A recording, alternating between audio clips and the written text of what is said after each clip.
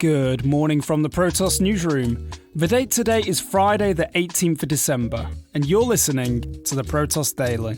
These are the main headlines this morning. Coinbase has taken its first steps towards going public, with an initial public offering expected as soon as early 2021. Bitcoin's recent rally sees transaction fees hit the second highest point this year, and anybody with 50 Bitcoin is now officially a millionaire.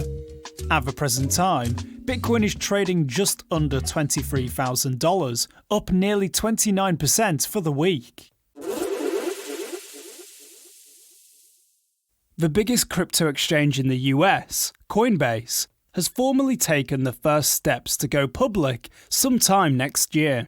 Coinbase, which has been around since 2012, filed its draft registration statement with the US Securities and Exchange Commission on Thursday, signalling that an initial public offering might come as soon as early 2021.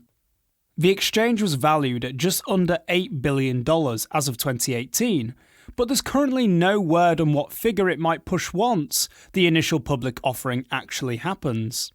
Some analysts reckon it could be really worth as much as $15 billion, which would put Coinbase on par with router prince Citrix and dough overlord Domino's Pizza.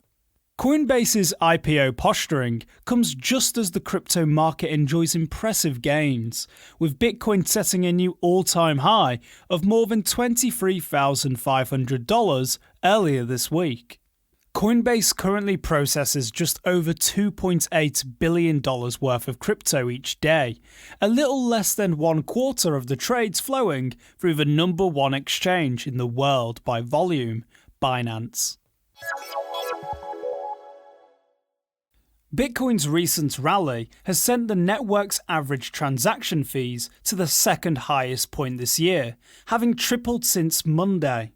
The average user sending Bitcoin today is expected to pay nearly $12, while before Bitcoin's new all-time high, they would have forked out around $3 to $5 to use the network. The surge in activity also pushed the number of unconfirmed Bitcoin transactions waiting to be processed past 135,000, also its second highest point this year. During times of increased usage like these, Bitcoin miners are spoiled for choice with which transactions to process, and they naturally opt to process those with higher fees. Unlike Visa and MasterCard, Bitcoin offers users the options to set their own transaction fees, and the ones that don't pay enough often have to wait. The median transaction time, that is, the standard wait time for a Bitcoin transaction to be added to the blockchain, is currently around 12 minutes, around half of what it was in October, and nearly 60% below its 29-minute record set in 2012. That might seem like a long time, but sending money in a truly censorship-resistant manner takes time.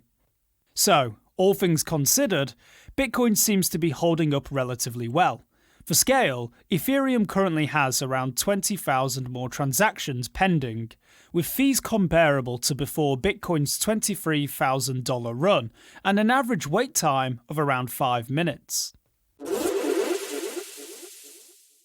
If you mined a single Bitcoin block in the first 3 years of its existence, congratulations, you're now part of the 2 Club. So too are the owners of 66,500 Bitcoin addresses that analytics crew Glassnode says houses $1 million or more of cryptocurrency. The firm found that the number of Bitcoin millionaires rose by a grundle punching 150% on Thursday, as Bitcoin was busy smashing its previous all-time high. But while the raw number of Bitcoin millionaires might be at record levels, the number of active millionaires could be significantly lower, as Glassnode doesn't filter its data for dormant and lost Bitcoin. Still, as Glassnode pointed out, Bitcoin miners between 2009 and 2012 are likely well chuffed.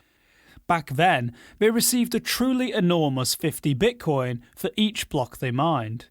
Once Bitcoin hit $20,000 earlier this week, that block reward became equal to $1 million, and it's even increased by another $100,000 since then.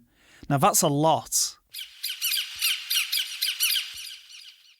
Ethereum fans have now locked more than $1 billion worth of Ether inside the blockchain's deposit contract, a strong sign of community support for its transition away from proof of work. So far, owners of more than 1.5 million Ether have staked their crypto in return for lucrative rewards promised by the Ethereum dev team. That's more than triple the Ether initially required to kickstart the upgrade. However, any future income won't arrive until Ethereum 2.0 is fully operational, a process expected to take more than 2 years, during which time all staked Ether must stay locked in the deposit contract. This makes staking Ether a relatively risky venture, as the process leaves early adopters unable to sell, even if the price skyrockets, or even worse, crashes significantly.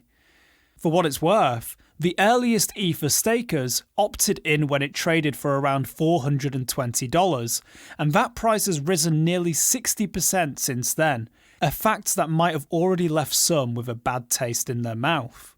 Still, with more Ether following in day by day, it sure seems there's more believers than ever before. Let's hope they're patient. It's been a whole week without a flash loan attack, so we're treating you this Friday. Hackers raided Ethereum-powered DeFi platform Warp Finance overnight, stealing nearly $8 million worth of stablecoins. They did so by exploiting vulnerabilities in Warp's smart contract that allowed borrowing more funds than collateral, a move that ultimately leaves lenders with huge losses. The Warp team hopes to recover around $5.5 million of the stolen funds, they say is still locked in one of its so-called vaults, and promises to redistribute those funds to affected users. However, no word on what they plan to do about the remaining $2.5 million. Warp was only launched in October this year, and now joins roughly a dozen other DeFi platforms that have been raided by these kinds of attacks this year, echoing the gambling hack boom from 2018 that saw a string of EOS dApps hacked for millions of dollars due to poorly coded smart contracts. Thank you for listening. To stay up to date with the latest from the world of crypto, make sure you subscribe to the Protoss Daily on Spotify, Apple Podcasts, and all other major podcast providers.